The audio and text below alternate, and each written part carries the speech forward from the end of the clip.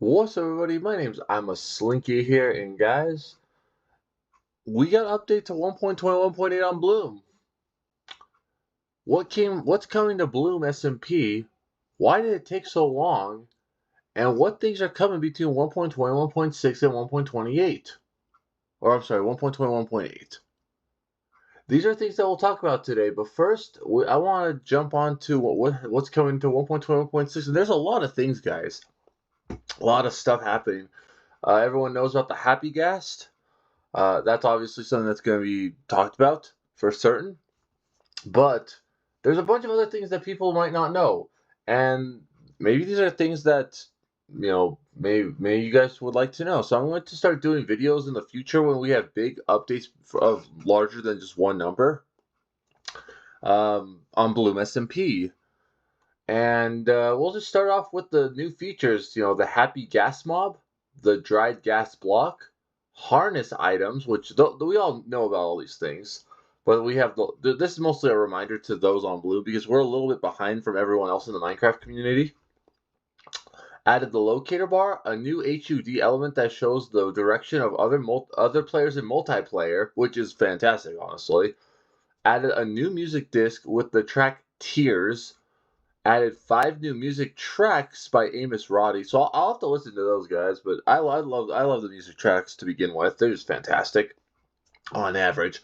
New advancements, which are awesome. I'll have to go look at those. New spelling for Indonesian. That actually does matter to us guys because there are a couple players who are we are a worldwide server, so we're not surprised if there was a if someone got that spelling, in there for them. So the Happy Gas is now a mountable mob, a mountable flying mob specifically. The dried gas block is found in the Nether fossil structures and is the first usage of the Happy Gas mob. Can be crafted with 1 soul sand block in a gas tier. So that's pretty cool, honestly. If you have a gas farm, no problem. If you have a piglin trading hall, no problem. You can just go craft this stuff. That's awesome, honestly. When waterlogged, it undergoes 3 hydration level changes over approximately 20 minutes until it spawns a gasling mob. The hydration level decreases when it is no longer waterlogged, using the same time scale. That's awesome, honestly. The hydration level is not preserved when mined. It's good to know. It's good to know. We need to know this stuff on Bloom, guys. This makes sounds and shows particles depending on its hydration level. The dry gas block emits a vibration frequency of 11 when its block state changes. So that's pretty relevant for stuff to maybe if you guys want to do pranks and stuff. This is exactly how you want to prank people with like shriekers and stuff like that. This is what they look like. So I think most players already know what they look like, but this is again just an overview. The Gasling is a young version of the Happy Gas Mob. Spawns from a dried gas block. When it's waterlogged for about 20 minutes. The Gasling will try and follow. Players within a 16 block radius, or an adult non-aquatic passive mob, or some of the neutral mobs within a 16 block radius. If no player or suitable mob is close around, the Gasling will idle around within 32 blocks from its home position where it spawned or was last interacted with. It will reset its home position if it is moved more than 16 blocks away from the border of its home position. Can be tempted and fed using snowballs. Will grow up into a Happy Gas after about 20 minutes or faster if fed snowballs. That's pretty easy, honestly. It can be equipped with a harness and then be mounted by up to 4 players. Tempted by the same thing, snowballs and harness. Happy Gas can only be mounted or tempted with a harness when it has no harness equipped. Slowly regenerates health with regeneration, speeding up during rain, snow, or when flying at the same height as clouds. The first player that mounts the Happy Gas will control it, sitting above it in the front seat. When controlled, the goggles of the Happy Gas flip down to cover its eyes. Players mounting after the first player are placed in slots on each side, starting clockwise from the first player. So Going from right to left. I'm sorry, yeah, starting at the person going left. I'm sorry, going right. Yeah, starting right and then going around clockwise. I said, yeah, right to left. Let's see. Pressing the sneak key dismounts the player on top of the happy gas. If the happy gas detects players standing on top of it, it ceases all movement and rotates to the closest cardinal direction. This happens regardless of whether it has a harness equipped or not. When mounted on the happy gas, the third-person camera is further away from the player. That's something I'm actually really intrigued to look at, honestly, in the future, and try that stuff out. When there are no players mounted or walking on the happy gas, it starts its roaming behavior. If the players dismount midair, the happy gas will descend towards the ground before it starts roaming. The roaming behavior is similar to the happy gas to the gas sling, except for the radius being 64 instead of 32 or 16. I don't remember which one. Instead of 32 or 16. When wearing a harness, the happy gas roams closer to the home position within a 32 block radius. When leashed, the happy gas has a roaming distance of 10 blocks. The happy gas will try to stay close to blocks when roaming. Cannot be bred, cannot enter boats, has no panic behavior when taking damage. So that's pretty interesting. If you guys are looking for the head as a collector, that could be really interesting. Unfortunately, I'm very sad that we can't breed it. That's really disappointing. The harness item. The harness is an item that can be equipped on the happy gas to allow players to ride it. Harness comes in 16 different colors. It can be crafted out of 3 leather, 2 glass blocks, and 1 wool block. That's pretty good for me, honestly. Unfortunately, I wish it was with in the original one. I wish it was used for what was the block? Lapis. I wish lapis had a better use than just that. That would have been good. The harness will have the same color as the wool block when used crafting, so you can use any color using the. That makes it really easy to know which one it is. It can be re-dyed in the crafting grid. That's awesome, actually. It can be equipped.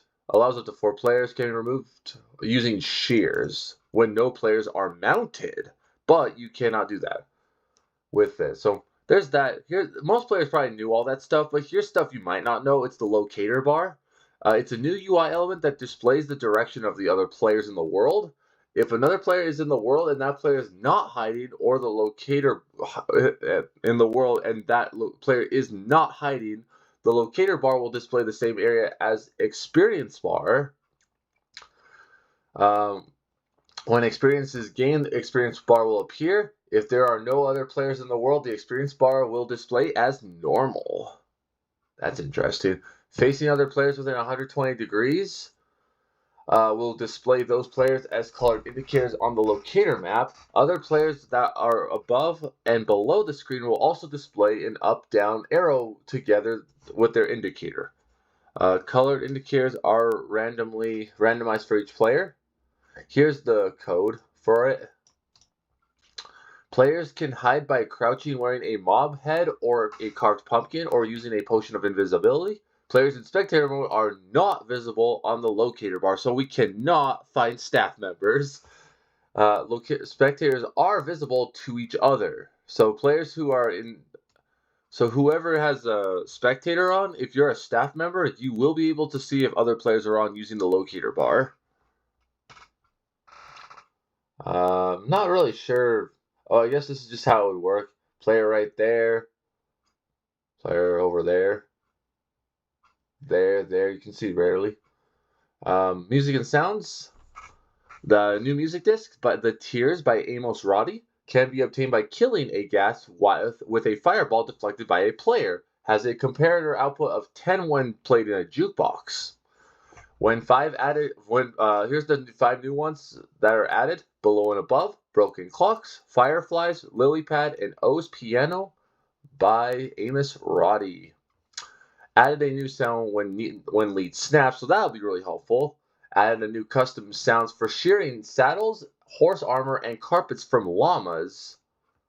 I added a new sound volume category called UI for sounds played by UI elements like button clicks.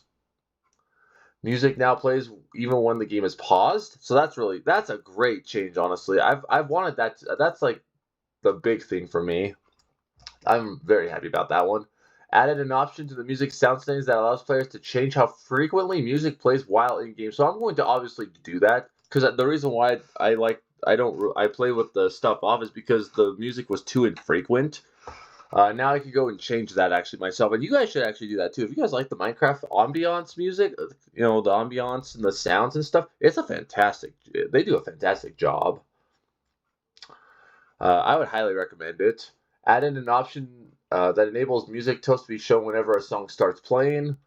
With the option enabled, the song that is currently playing will always be seen in the top left corner of the in-game pause menu. So you'll always know what they want. If you like a specific song, you'll always be able to see it when it comes out. Here's what it'll look like. Pretty easy to tell. Here are the advancements. These are two new ones. Stay hydrated. In the husbandry advancement, that's good. Husbandry's needed a new advancement for a long time, honestly, guys. When dried gas is placed into water, a heart transplanter is in the adventure. That one's also need a new one. I'm glad these are both added into those advancements. They have needed those ones forever. This is unlocked when a player places a creaking heart with the correct alignment between two pale oak logs. So if you've already done this, it will not automatically get added. So good job to Minecraft for adding more things for searching. That's a fantastic thing. And now here are the whole bunch of changes with leads, textures, fog. We'll figure this stuff out. Change leash mechanics and updated recipe for lead. Saddles are now craftable and shareable. Updated gas texture. Improvements to fog, which is fantastic. I think Minecraft does a genuinely good job with it. Improvements to the realms, but that doesn't matter to Bloom because we're not a realm. Piglins can now give dried gas blocks when bartered with, which is fantastic for trading halls.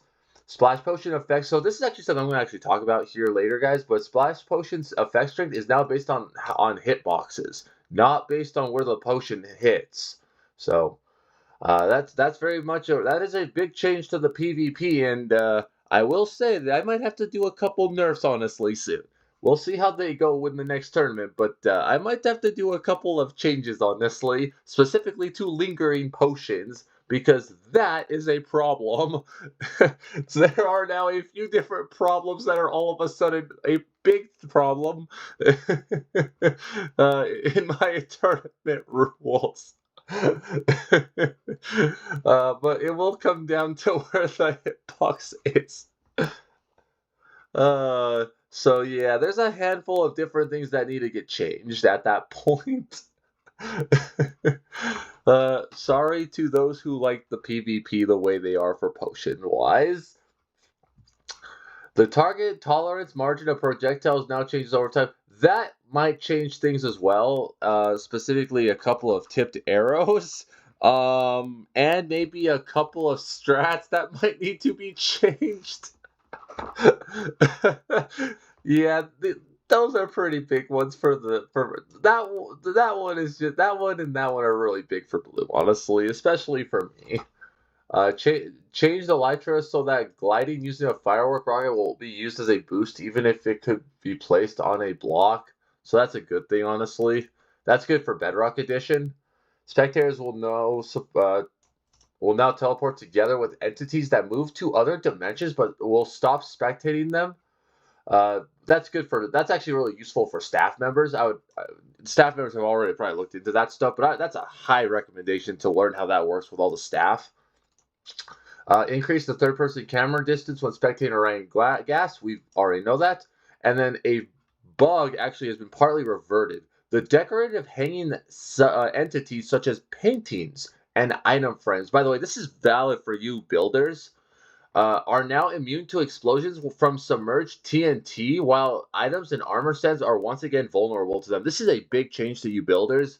You guys definitely need to look at how that works for how you want to build things with armor stands, and if they're near the water, make sure that TNT is not there, guys. Like This is a big one for you builders. So pay attention how that stuff works if you guys go do testing with it. So that blocks and armor stands and some things don't just get blown up when TNT is there. I think this will also probably also work with creepers as well. Make sure this stuff works this specific way, guys, so that we can alert Bloom if this is a problem. Wolves, sheep, pigs now have legs mirrored. The test framework will no longer try to restart running tests after a server restart. Clouds now exist all the way on the horizon. This has actually been shown off by a couple of different players. Patterns in the sky. Horse, donkeys, and mules can now be fed carrots to heal, grow, and improve their temper, which is fantastic, honestly, because we don't I don't want to give horses golden carrots. And then upgrade the screen panorama and then remove Herobrine. So here's the leash changes, guys, and here's what they look like. Here's a picture. Yeah, the slime ball in the lead recipe is now replaced with string, so now it's just string and that's it.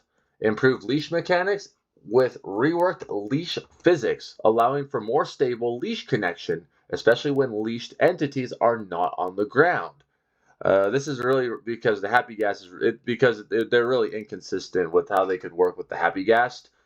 When dragged on a leash, leashed objects will now orient themselves towards the entity holding the leash. That's really relevant. Using a firework rocket when flying with leashed entities will now break the leash connections. Leashes are now rendered twice as thick, matching Minecraft Bedrock Edition. That's a great change from what we originally had. That I actually hated the leads. They're really good, honestly. Leashes can now be used to leash two mobs together. So I'm just gonna say this here. It's like sneaking will help us out with that. Releashing an entity is prevented if releashing would result in immediate leash snapping due to distance. Leashes can be snipped from an entity when interacting with them with using shears. Leashes can be snipped from an entity when interacting. Oh, I'm sorry.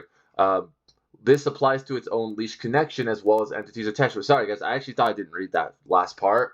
Dispensers can now snip leashes, which is awesome, honestly, but only in front of them. They can't do it from any other direction. And when they're equipped with shears. When leashing an already leashed mob, their previous leash snaps, so you can't double leash a mob. You cannot steal leashed entities from other players. So if a player has a leash and they're holding it, you can't snip it. Interactions with leash, not fences. So these are something I think some of us may not know about. Fails for entities that are not in range of that leash, not or on a fence. So putting it on a fence. All entities leashed to the player will be leashed to the leash and not or the fence. Transfers transfers all its leashed entities to the player if the player has no entities leashed. Sneak interacts only ever attaches leeches. That's pretty big for players who want to know how to get multiple mobs into an area. That's really useful. Sharing or punching the leash knot will result in all current connections to be broken. So you can just hit it and it'll be gone. A leash knot requires at least one connection. Boats and large mobs that can be leashed but cannot fit in boats. Horses, donkeys, mules, camels, and sniffers can be leashed in a special quad connection to the Happy Ghast. The Happy Ghast will also show a custom layer when it's leashing something using a quad connection. Entities leashed in a quad connection are now rendered without slack. That's pretty big. This is a big one. Leash snapping distance has now been changed from 10 to 12 blocks. Ladies and gentlemen, it is going to become a lot easier to move mobs. That is a big, big change. That is a huge change, guys. I hope you guys understand that. The reason it is important because the distance of how it was centered is based on bounding boxes, not where it stands. That is very, very important. We need to make sure that is important, guys. The reason that's relevant is because it will no longer just snap when a player is holding a lead trying to pull a mob, and the bounding box can then be about 12 blocks away, which means if you think you're about to break the lead, it won't break, which means it is a lot easier to move them. This is a huge, huge change, guys. I hope you guys realize this. Uh, and then the happy gas leaf snapping is 16 blocks. So we need to, if you guys want to learn more about this stuff, go look at the Minecraft stuff on this, because obviously some players had no idea about this on Bloom. Yeah, the distance of leashing items is based on bounding boxes and up to 12. That is so big. I hope you guys understand. That's a big change that Mojang did there. You can craft saddles with 3 leather and 1 iron. We're here at the saddles now. Here's the recipe for the lead now. The leads. Not too bad. And then the recipe is unlocked when a player picks up their first leather. So, aka when you pick up a leather, you're able to craft saddles. That's pretty good, honestly. It also means that they will be removed. Unfortunately, saddles, horse armor, harnesses, and carpets are now can now be removed by using shears, but they can't work on Ravagers, and they're also going to be removed from the loot table. That's like really disappointing, I think, but is what it is. I think it's just redundant to have all this stuff, but this won't work if a mob is writing something or if or if a player is crouching. So you can't even like all this stuff here is just relevant. You know, these things can be removed with shears. They can't be removed when there's a mob writing it or if a player is crouching. So obviously, the way you remove it, you just make sure you're crouching when a player's around. If you feel like someone might grief, make sure that they do that. And then dispensers with shears cannot remove saddles, horse armor, harnesses, or carpets equipped to mobs. So yeah, that's like pretty disappointing, honestly, to say the least. And then there's a frequency that they emit. So this is another way you could prank players if you guys want to. This is a very harmless way to prank someone. And then the fog.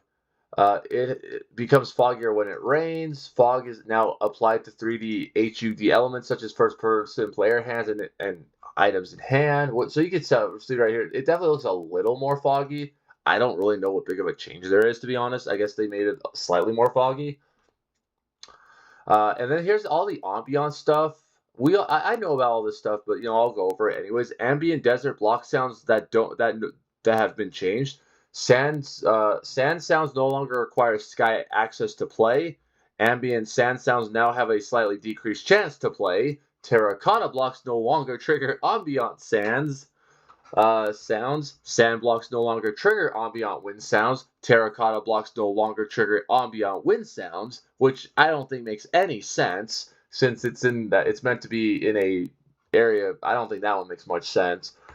Short dry grass and tall dry grass can now trigger ambient wind sound when above 2 sand, red sand, or terracotta.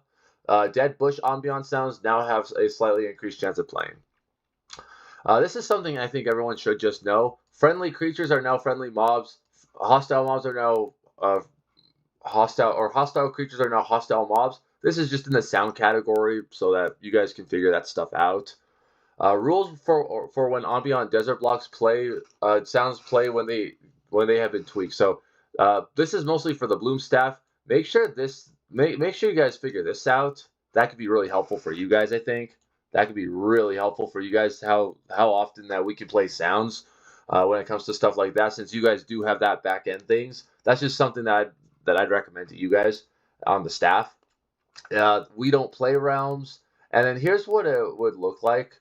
Here's what worlds look like now when you're playing a single player world, and then projectile target. This is something I'm going to talk about myself, guys, just for a smidge. Like obviously you guys know that this stuff changes, but this stuff matters.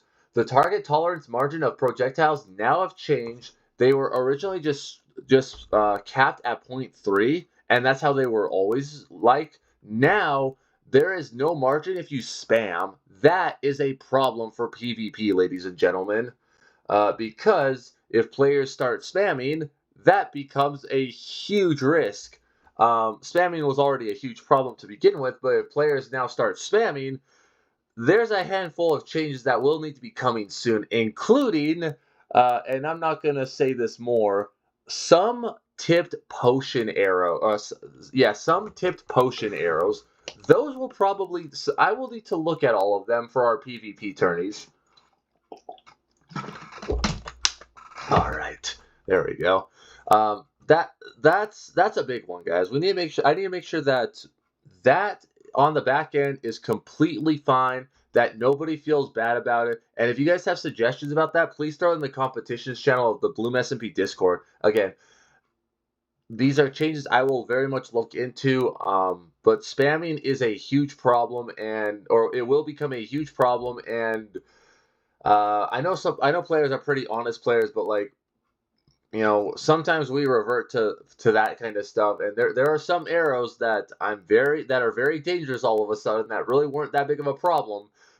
I'm going to need to make sure that I understand how that stuff works before I even make my own changes myself. So this is the projectile targeting and splash potions. That stuff very much matters to me, guys.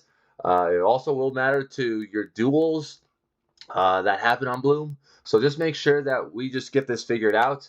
Understand how they work, guys, because once I start making changes and I do not have a fundamental change, someone can come in and say, hey, hold on, Slinky.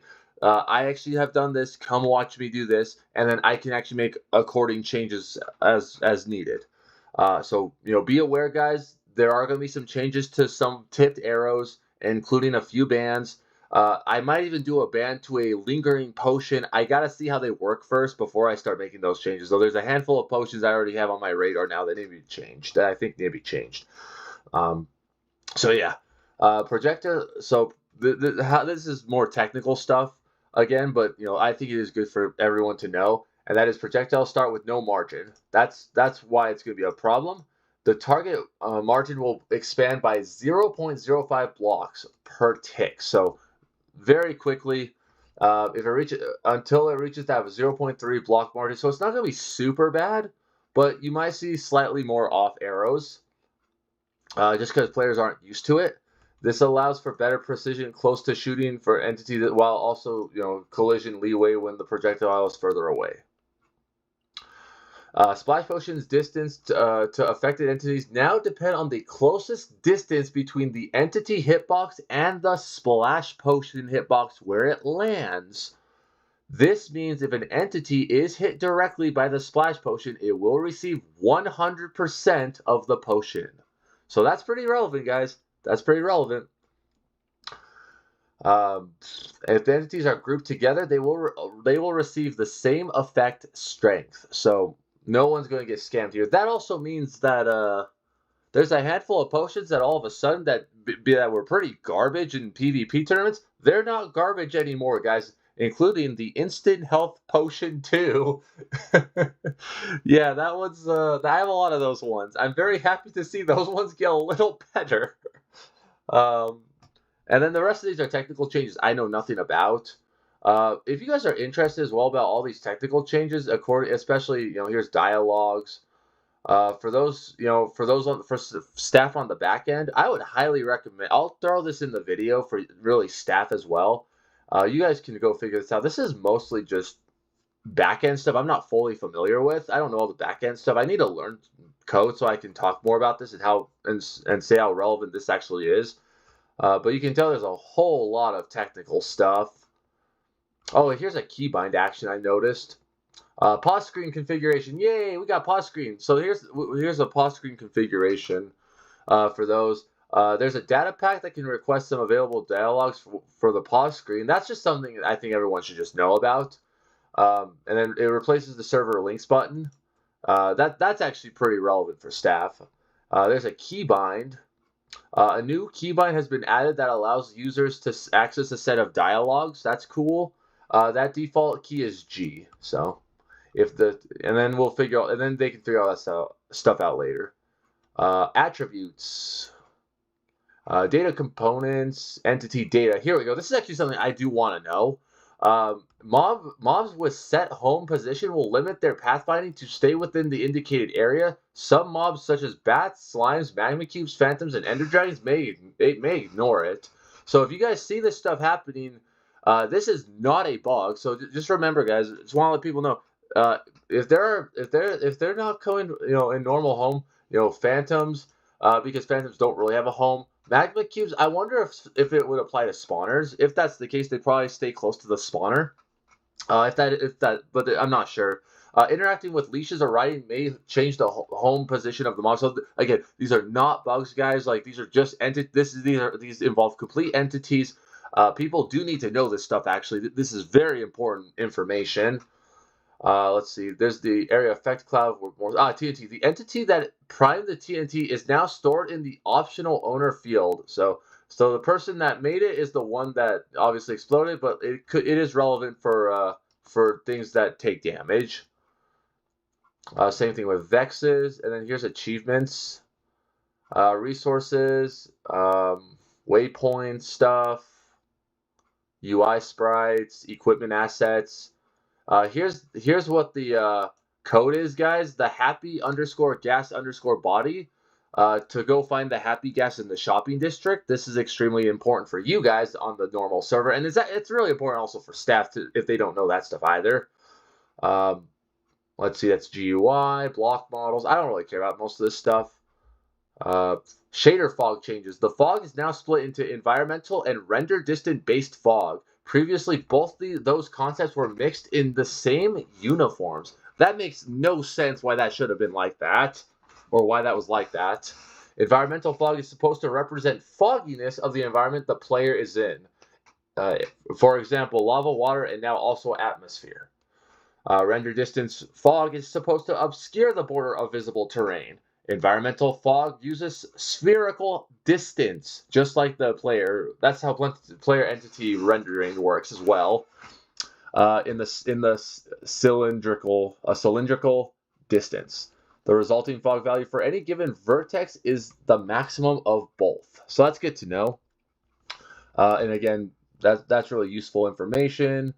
Uniform blocks. Here's a whole slew of bug fixes that they got. I'm not going to go through all of these bug fixes, guys, but if you guys want to look at them, you guys can figure this out later.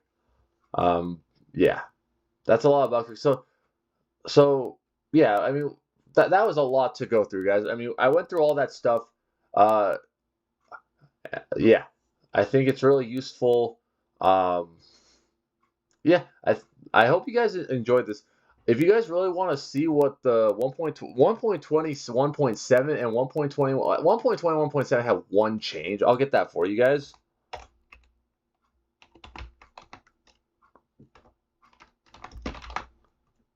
Yeah, let's get this one up.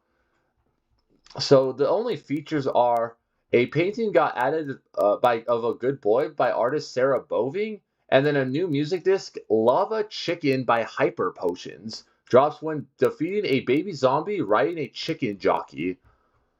That's pretty much it, guys. Like, I mean, I want you guys to know about the other music disc, but it's mostly a hot fix that is cool.